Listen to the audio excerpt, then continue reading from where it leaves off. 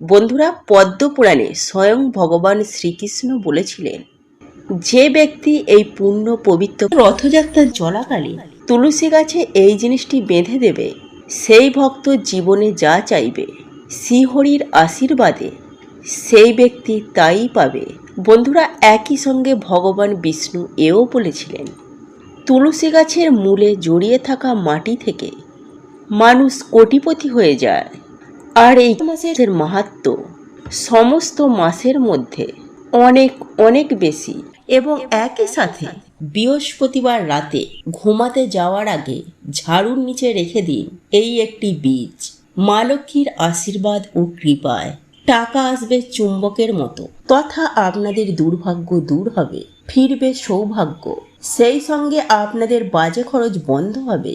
তাই বন্ধুরা, এই পবিত্র রথযাত্রা চলাকালে যে কোনো একটি দিনে শাস্ত্র অনুযায়ী কিছু নিয়ম পালন করতে পারলে তাহলে বন্ধুরা আপনাদের জীবনে এসে পড়বে ভগবান বিষ্ণুর বিশেষ কৃপা, যার ফলে আপনার সকল মনস্কামনা পূরণ হবে।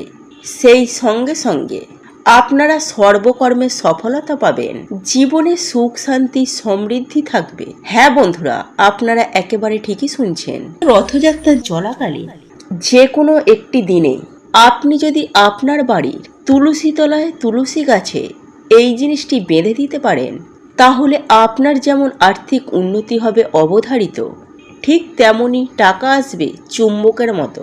এক কথায় বলতে গেলে সুখ শান্তি ধন সম্পত্তি আপনার সংসারে উপচে পড়বে। তাই বন্ধুরা, এই নিয়মগুলো এই পবিত্র রথযাত্রা চলাকালে আপনারা কি করবেন এবং কি করবেন না, এবং সকালে ঘুম থেকে উঠেই আপনারা কি মন্ত্র জপ করবেন, কোন কোন কাজগুলি আপনারা ভুলেও করবেন না, এবং কোন কোন খাবার খাবেন না, এবং আপনার মনোবাসনা পূরণের জন্য তুলসী গাছের গোড়ায় কি বেঁধে রাখবেন, এই সকল তথ্য আজকে আমি আমার এই ভিডিওটির মাধ্যমে আপনাদেরকে জানিয়ে দেব।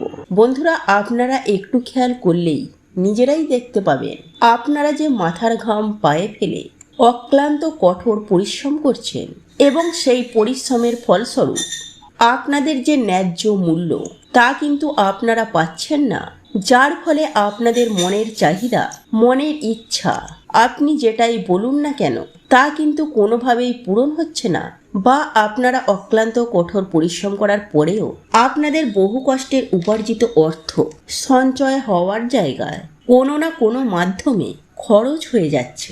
আপনারা শত চেষ্টা করেও সেই অর্থ কিছুতেই নিজের কাছে ধরে রাখতে পারছেন না, বা অনেক সময় এমনটাও হয় যে আপনারা চেষ্টা করছেন তাতে আপনারা কোনো কাজের সন্ধান পাচ্ছেন না। আপনারা যে কাজেই যাচ্ছেন সেখানেই কিন্তু অসফলতা ছাড়া আর কিছুই পাচ্ছেন না। সেক্ষেত্রে আপনারা দেখবেন আপনারা হতাশা হয়ে পড়বেন। হ্যাঁ বন্ধুরা, আপনারা ডিপ্রেশনে চলে যাবেন, চিন্তা ভাবনা করার ক্ষমতা হারিয়ে ফেলবেন, বা মানসিক দিক থেকে অনেকেই কিন্তু এই রকম পরিস্থিতিতে মানসিক ভারসাম্য পর্যন্ত হারিয়ে ফেলে। কিন্তু বন্ধুরা, আপনারা কি জানেন কেন এমনটা হয়? শুধুই কি গ্রহের সঠিক জায়গায় না থাকার কারণে এমনটা হয়? দেখুন বন্ধুরা, আপনাদের গৃহে যদি বাস্তুদোষ থেকে থাকে, বা আপনাদের জন্ম কুণ্ডলিতে গ্রহের স্থান যদি সঠিক না থাকে, বা ধরুন আপনাদের বাস্তুভিটায় কেউ কিছু টুকটাক করে রেখেছে, সেক্ষেত্রেও কিন্তু নানা রকম সমস্যা কিন্তু অনেককেই পড়তে হয়। তাই বন্ধুরা, সর্বোপরি যে গৃহের বাস্তুর কোনো সমস্যা থাকে সেই গৃহে কিন্তু নেগেটিভ এনার্জি অত্যন্ত পরিমাণে বৃদ্ধি পায়, যার ফলস্বরূপ পজিটিভ এনার্জি দিন প্রতিদিন কমতে থাকে। অর্থাৎ সেই গৃহে দেবদেবীর আশীর্বাদ থাকে না, মা লক্ষ্মী প্রবেশ করে না, যার ফলে পরিবারের প্রত্যেকটি সদস্যদেরকে নানা রকম সমস্যার মাধ্যমে বা নানা রকম সমস্যার মধ্য দিয়ে নিজের জীবনকে অতিবাহিত করতে হয়। কিন্তু সুপ্রিয় দর্শক বন্ধুরা, আজ আমি আমার এই ভিডিওটির মাধ্যমে এমন একটি মহা শক্তিশালী উপায় সম্পর্কে বলবো, সেটা আপনারা একবার করে দেখুন। যদি ফলাফল না পান তখন আমাকে কমেন্ট করে জানাবেন যে ম্যাডাম, আপনার উপায়টি করে আমরা কোনো উপকার পেলাম না। কারণ আমি দৃঢ় বিশ্বাসের সহিত আমি আপনাদেরকে একথা বলতে পারি, এই উপায়টি আপনারা যদি মনে নিষ্ঠা, ভক্তি ও বিশ্বাস রেখে করেন, তাহলে আমি 100% গ্যারেন্টি দিয়ে বলতে পারি যে আপনারা সুফল পাবেন। তবে হ্যাঁ, আপনাদের মনে কিন্তু বিশ্বাস রাখতে হবে, কারণ এই সব ক্ষেত্রে বিশ্বাস না রেখে শুধুমাত্র করে দিলাম এই রকমটি করা চলবে না। দৃঢ় বিশ্বাসের সাথে এই কাজ কিন্তু আপনাদেরকে করতে হবে, তবেই কিন্তু আপনারা 100% সুফল পাবেন। খুবই গুরুত্বপূর্ণ আজকের এই বিষয় প্রসঙ্গ, প্রত্যেকের জানা দরকার। দেশ ও দেশের বাইরে থেকে যে সকল দর্শকেরা এই মুহূর্তে ভিডিওটি দেখছেন, প্রত্যেককে জানাই সুস্বাগতম।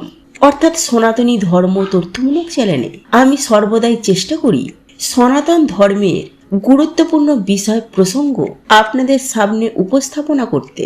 তাই আসুন কিছুক্ষণ সময় ধৈর্য ধরে এই বিষয়ে অবশ্যই জানার চেষ্টা করুন। শুরু থেকে শেষ পর্যন্ত ভক্তি, শ্রদ্ধা ও ভালোবাসার সহিত আপনারা শ্রবণ করবেন।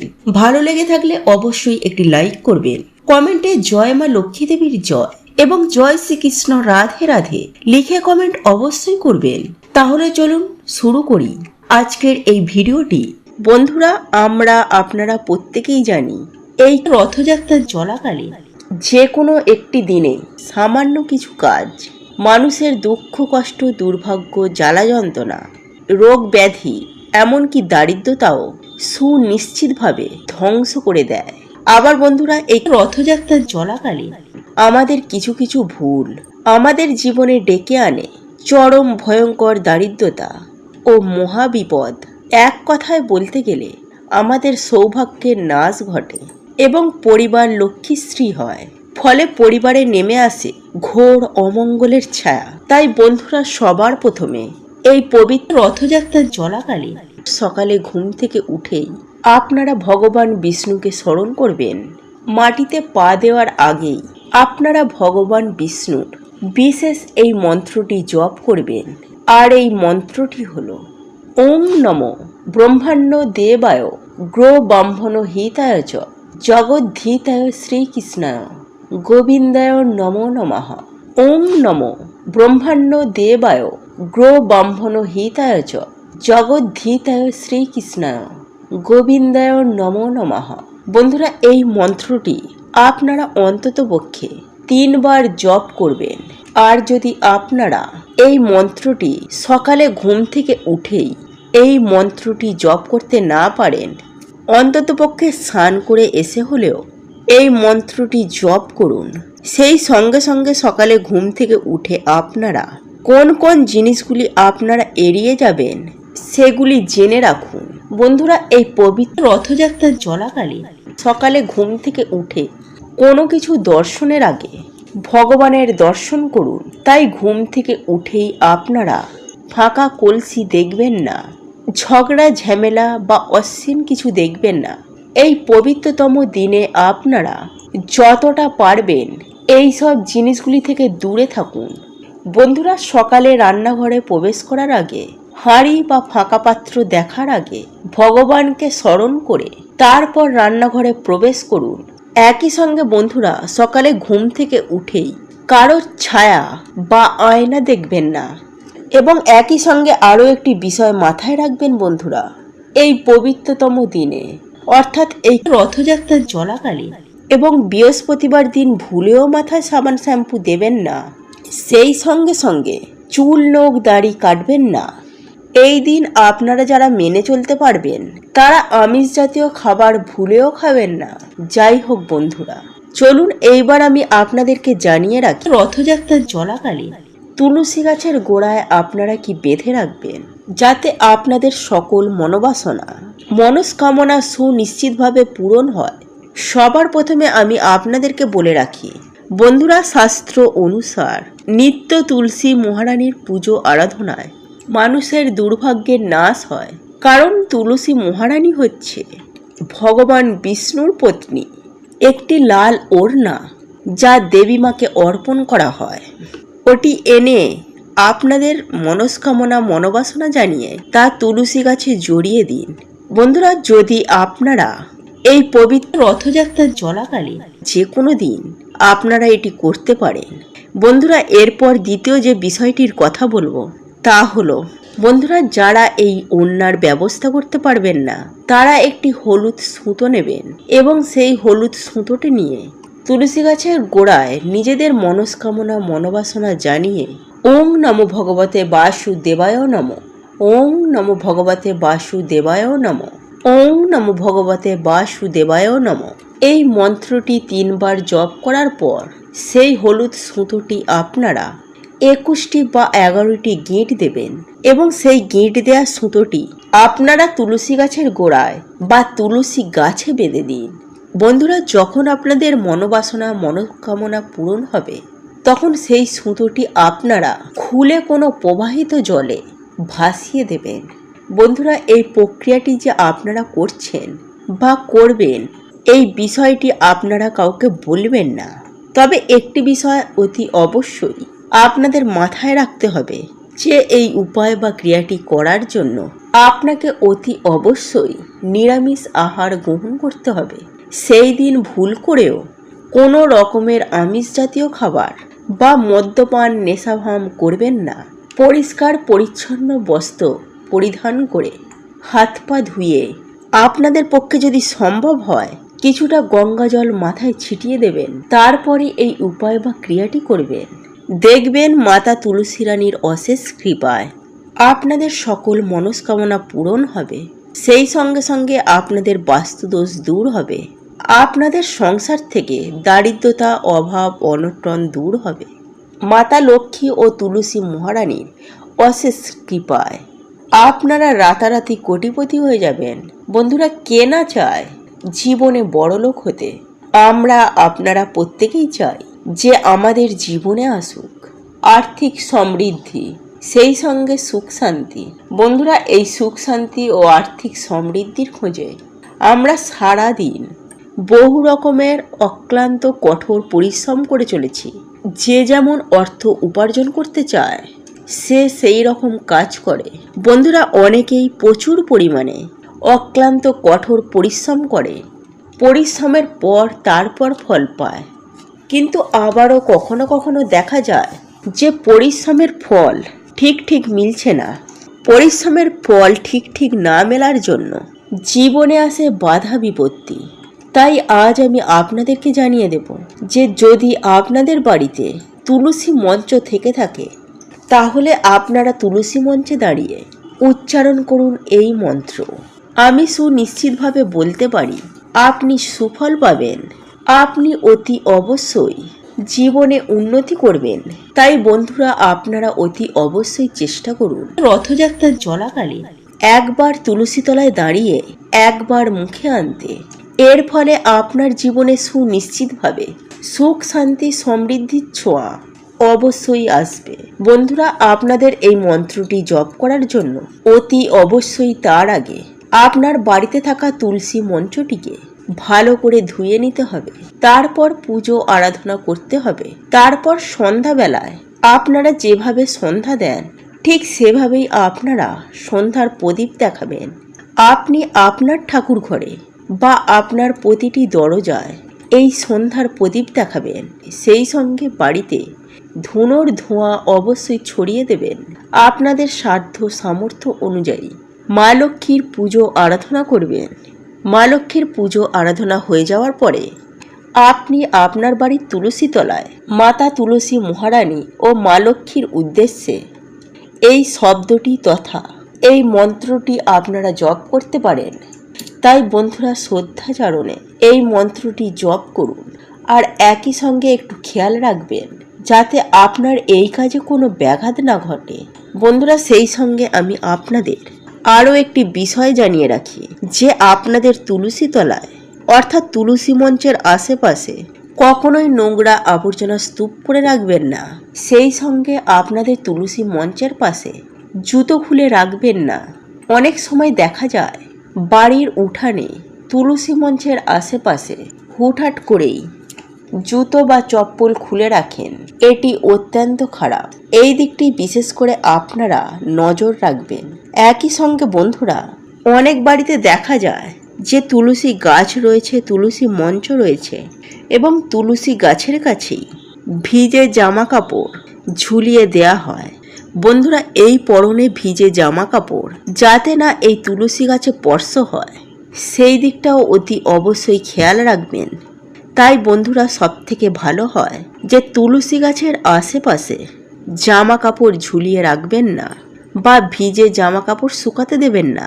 আর আপনাদের ওই ভিজে জামা কাপড় কোনো কারণে তুলসী মহারানীর গায়ে লেগে যায় বা স্পর্শ হয়, এর ফলে তুলসী মহারানী আপনার প্রতি এবং আপনার পরিবারের প্রতি অত্যন্ত ক্রুদ্ধ হবেন।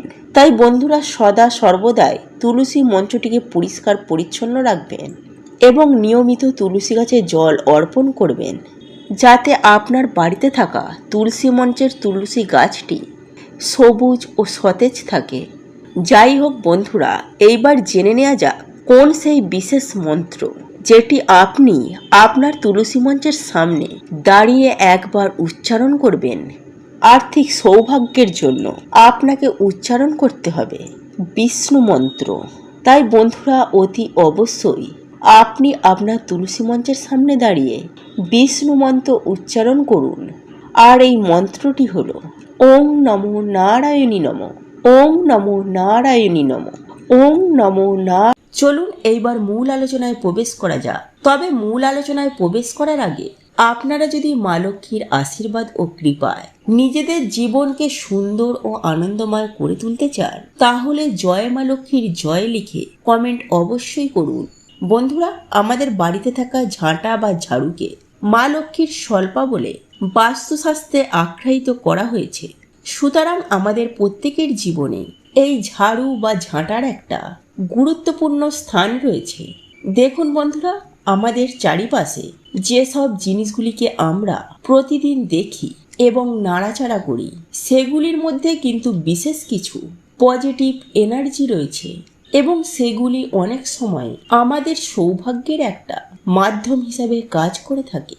এবং সেই বিশেষ জিনিসগুলির মধ্যে অন্যতম প্রধান জিনিস হচ্ছে নিত্য প্রয়োজনীয় এই ঝাড়ু বা ঝাঁটা। আজ্ঞে হ্যাঁ বন্ধুরা, আপনারা যদি সঠিকভাবে এই ঝাড়ু বা ঝাঁটার ব্যবহার না করেন বা এই ঝাড়ু বা ঝাঁটাটিকে সঠিক স্থানে না রাখেন, তাহলে কিন্তু আপনাদের গৃহে প্রচণ্ড বাস্তুদোষ সৃষ্টি হতে পারে তথা মাতা লক্ষ্মীও আপনার ওপর রাগান্বিত হতে পারে। বন্ধুরা, একটা কথা সদা সর্বদাই মনে রাখবেন, যদি জীবনে সব দিক থেকে আপনাদের ঝুট ঝামেলা অশান্তি কলহ বা অর্থনৈতিক কষ্ট নেমে আসে, তাহলে তার মানে বুঝে নেবেন যে স্বয়ং ঈশ্বর আপনার প্রতি সহায় নয়, অর্থাৎ মা লক্ষ্মীর আশীর্বাদ কৃপা থেকে আপনারা বঞ্চিত। তাই বন্ধুরা, মাকে সন্তুষ্ট রাখা আমাদের প্রত্যেকেরই উচিত। তাই বন্ধুরা, শাস্ত্র মতে যে রীতিনীতি নিয়মগুলি রয়েছে সেইগুলি সম্পর্কে অল্প বিস্তর জ্ঞান থাকা অত্যন্ত প্রয়োজন। এটা আমাদের প্রত্যেকের উচিত। এর ফলে আপনার সংসারে সুখ শান্তি বজায় থাকবে এবং আপনার পরিবারে মঙ্গল হবে। বন্ধুরা, আমি আপনাদের উদ্দেশ্যেই বলবো, যে কোনো বৃহস্পতিবার বা কোজাগরী লক্ষ্মী পুজোর দিন আপনার বাড়িতে থাকা ঝাড়ু বা ঝাঁটার মধ্যে এই জিনিসটি শক্ত করে বেঁধে ঝাড়ুর নিচে এই বীজটি রেখে দিতে পারেন, তাহলে দেখবেন আপনার ভাগ্যের চাকাটা খুব দ্রুতই ঘুরবে। বন্ধুরা, কথা সত্য যে আমাদের প্রত্যেকের জীবনে টাকা পয়সার সমস্যা কিন্তু রয়েইছে। অনেকের জীবনে অত্যন্ত বেশি পরিমাণে রয়েছে, আর কিছু মানুষ রয়েছে যাদের অল্প বিস্তর হলেও অর্থের প্রয়োজন কিন্তু রয়েছে। তাই আমরা প্রত্যেকেই কিন্তু অর্থ প্রাপ্তি করার জন্য কিনাই করে থাকি, মন্দিরে যাই, ঠাকুরের পুজো আরাধনা করে থাকি। কিন্তু আমরা হয়তো অনেকেই জানি না যে এমন কিছু ছোট ছোট উপায় বা ক্রিয়া রয়েছে যা করে মা লক্ষ্মীকে নিজের ঘরে সারা জীবনের জন্য চিরস্থায়ী রাখা সম্ভব। দেখুন বন্ধুরা, এই ঝাঁটা বা ঝাড়ু দিয়ে আপনারা বাড়িঘরদরকে পরিষ্কার পরিচ্ছন্ন করে রাখেন, অর্থাৎ বাড়ির যাবতীয় নোংরা আবর্জনা এই ঝাড়ুর মাধ্যমে পরিষ্কার পরিচ্ছন্ন করা হয়। কিন্তু বন্ধুরা, শুধুমাত্র কি এই ঘরবাড়ি পরিষ্কার করা হয় তা কিন্তু নয়। বন্ধুরা, আসলে আমাদের গৃহে যে নেগেটিভ এনার্জিগুলি রয়েছে বা যে নেগেটিভ এনার্জি সৃষ্টি করছে, এইরূপ জিনিসগুলিকে আমরা কিন্তু এই ঝাড়ু বা ঝাঁটার মাধ্যমে বাড়ির বাইরে বার করে দিয়ে থাকি, তথা এই ঝাড়ু বা ঝাঁটার মাধ্যমে আপনারা ঘরের অলক্ষ্মীকে আপনি বিদায় জানাচ্ছেন। সুতরাং এই ঝাড়ু বা ঝাঁটাটিকে কখনোই অবহেলার চোখে দেখবেন না। যাই হোক বন্ধুরা, এইবার আমি আপনাদেরকে জানিয়ে দেব যে বৃহস্পতিবার রাতে বা রথযাত্রা চলাকালীন সেই দিন রাতে ঘুমানোর আগে ঝাড়ু বা ঝাঁটার নিচে কোন সেই বীজ আপনারা রেখে দেবেন, যার ফলে আপনাদের গৃহে সদা সর্বদাই মা লক্ষ্মী চিরস্থায়ী আপনাদের ঘরে বসবাস করবেন। বন্ধুরা, মা লক্ষ্মীর নাম স্মরণ করে যে ঝাঁটা বা ঝাড়ুটি ব্যবহার করেন, সেই ঝাঁটা বা ঝাড়ুর নিচে কয়েক দানা জিরে আপনারা ফেলে রাখবেন। সেই সঙ্গে সঙ্গে আপনারা যেই ঝাঁটাটির হাত ধরে বাড়ির মধ্যে ঝাঁট দেন, অর্থাৎ হাতলের দিকটি, অর্থাৎ যেখানটা ধরে আপনারা ঝাঁট দেন সেই হাতলের দিকে আপনারা একটি সাদা সুতো শক্ত করে বেঁধে দেবেন। হ্যাঁ বন্ধুরা, একটি শুদ্ধ সাদা সুতো, যেটি আপনারা সহজেই বাজার দোকান থেকে কিনতে পারবেন, এবং সেই সুতোটি আপনারা বেঁধে রাখবেন আপনার বাড়ির ঝাঁটা বা ঝাড়ুর হাতলে। দেখবেন আপনার সৌভাগ্য সুনিশ্চিতভাবে ফিরে আসবেই আসবে। হ্যাঁ বন্ধুরা, আপনার সৌভাগ্য ফিরতে বাধ্য হবে। বন্ধুরা, একই সঙ্গে আমি আপনাদেরকে আরও একটি বিষয় জানিয়ে রাখবো যে আপনারা এই ঝাড়ু বা ঝাঁটাটি কেনার ক্ষেত্রে মঙ্গলবার, শনিবার এবং রবিবার দিন ভুল করেও আপনারা ঝাড়ু বা ঝাঁটা ক্রয় করবেন না। এই দিনগুলি বাদ দিয়ে আপনারা সপ্তাহের যে কোনো দিন এই ঝাড়ু বা ঝাঁটা ক্রয় করতে পারেন, এতে কোনো রকম অসুবিধা নেই। বন্ধুরা, এই ঝাঁটা বা ঝাড়ু শুধুমাত্র বাড়িতে রাখলেই হয় না, এই ঝাড়ু বা ঝাঁটাটিকে যথাযথ গুরুত্ব সহকারে রাখতে হয়। তাই বন্ধুরা, এই ঝাড়ু বা ঝাঁটাটিকে আপনারা বাড়ির মধ্যে কখনোই দাঁড় করিয়ে রাখবেন না। সব সময় এই ঝাড়ু বা ঝাঁটাটিকে শুইয়ে রাখবেন। এবং একই সঙ্গে আমি আপনাদেরকে আরও একটি কথা জানিয়ে রাখি যে আপনারা এই ঝাড়ু বা ঝাঁটাটিকে আপনারা প্রতিদিন রাতে ঘুমানোর আগে আপনার বাড়ির যে সদর দরজা, সেই দরজাটি বন্ধ করে দরজার সামনে শুকরিয়ে রাখবেন। হ্যাঁ বন্ধুরা, আপনারা সবার প্রথমে ওই দরজাটিকে বন্ধ করবেন, তারপর আপনার বাড়ির ওই ঝাড়ু বা ঝাঁটাটিকে দরজার সামনে শুকরিয়ে রাখবেন। এর ফলে দেখবেন আপনার আয় উন্নতি, আপনার আর্থিক সৌভাগ্য কেমন হু হু করে বৃদ্ধি পাবে তা আপনারা হয়তো কল্পনা করতেই পারছেন না। তো এই ছিল আমাদের আজকের ভিডিওটি কেমন লাগলো তা কমেন্ট করে অবশ্যই নিজের মতামত জানাবেন। ভালো লেগে থাকলে অবশ্যই একটি লাইক করবেন। কমেন্টে ভক্তি, ভালোবাসা ও শ্রদ্ধার সহিত জয় মা লক্ষ্মী দেবীর জয় বা জয় শ্রীকৃষ্ণ রাধে রাধে একটি বারের জন্য হলেও লিখে যাবার জন্য অনুরোধ জানাচ্ছি। আর আপনি যদি আমাদের চ্যানেলে নতুন দর্শক হয়ে থাকেন তো বিশেষভাবে অনুরোধ করব চ্যানেলটি অবশ্যই সাবস্ক্রাইব করে পাশে থাকা নোটিফিকেশন বেল আইকনটি অন করে রাখবেন। তাহলে সকলে সুস্থ থাকুন, ভালো থাকুন, পরম করুণাময় ঈশ্বরের অশেষ কৃপায়। তো আবারও কথা হবে আপনাদের সাথে নতুন কোনো ভিডিওর। চ্যানেলটি অবশ্যই সাবস্ক্রাইব করুন এবং পাশে থাকা নোটিফিকেশন বেল আইকনটি ক্লিক করুন, কারণ আমি বিভিন্ন প্রকার তন্ত্র, মন্ত্র, বশীকরণ, টোটকা, বাস্তুটিপ, জ্যোতিষশাস্ত্র, পুজো, আরাধনা এবং ব্ল্যাক ম্যাজিক করা নিয়ে নিত্য নতুন ভিডিও আপলোড করে থাকি, যা প্রয়োগ করার মাধ্যমে আপনার জীবনে থাকা সকল প্রকার সমস্যার সমাধান করতে পারবেন। চলুন এইবার মূল আলোচনায় প্রবেশ করা যাক। তবে মূল আলোচনায় প্রবেশ করার আগে যদি আপনারা চান মাতা কামাখ্যা দেবীর আশীর্বাদে আপনাদের জীবনে সুখ, শান্তি, সমৃদ্ধি আসুক, আপনাদের জীবনে তথা আপনাদের পরিবার থেকে রোগমুক্ত হোক, যদি আপনারা চান সুস্থ জীবনযাপন করতে, তাহলে জয় মা কামাখ্যা দেবীর জয় লিখে কমেন্ট অবশ্যই করুন। যাই হোক বন্ধুরা, আমি সবার প্রথমে আপনাদেরকে যে বিষয়ের কথা জানাবো তা হলো এই অম্বুবাচী পূর্ণাঙ্গ সময়সূচি। হ্যাঁ বন্ধুরা, এটি অত্যন্ত গুরুত্বপূর্ণ, তাই এই বিষয়টি আমাদের প্রত্যেকের জেনে রাখা প্রয়োজন। বন্ধুরা, প্রতি বছর আষাঢ় মাসের 7 তারিখে শুরু হয় এই অম্বুবাচী তিথি, এবং এই তিথিটি 3 দিন ধরে চলে। এবং শেষ হয় 10 তারিখে। আর এ বছর অর্থাৎ 2025 সালে 7ই আষাঢ় রবিবার রাত 11:03:57 এই অম্বুবাচী তিথি শুরু হচ্ছে, যা শেষ হবে আগামী 25শে জুন অর্থাৎ 10ই আষাঢ় বুধবার বিকেল 4:42:13 ভারতের বিভিন্ন জায়গায় এই অম্বুবাচী রজ উৎসব নামে পালিত হয়। বন্ধুরা, হিন্দু সনাতন ধর্মে একটি বাৎসরিক উৎসব হলো এই অম্বুবাচী। বন্ধুরা, আষাঢ় মাসের মৃগশিরা নক্ষত্রে তৃতীয় পদ শেষ হয়ে চতুর্থ পদের শুরুতেই এই অম্বুবাচী তিথি শুরু হয়। তারপর থেকে 3 দিন এই অম্বুবাচীর আচার পালন করা হয়। বন্ধুরা, শাস্ত্র মতে মৃগশিরা নক্ষত্রে চতুর্থ পদে ঋতুমতী হয় ধরিত্রী। বন্ধুরা, শাস্ত্র মতে মনে করা হয় যে এই অম্বুবাচীর পর ধরিত্রী শস্য শ্যামলা হয়ে ওঠে। ধরিত্রী আমাদের সকলের জন্মদাত্রী মাতা।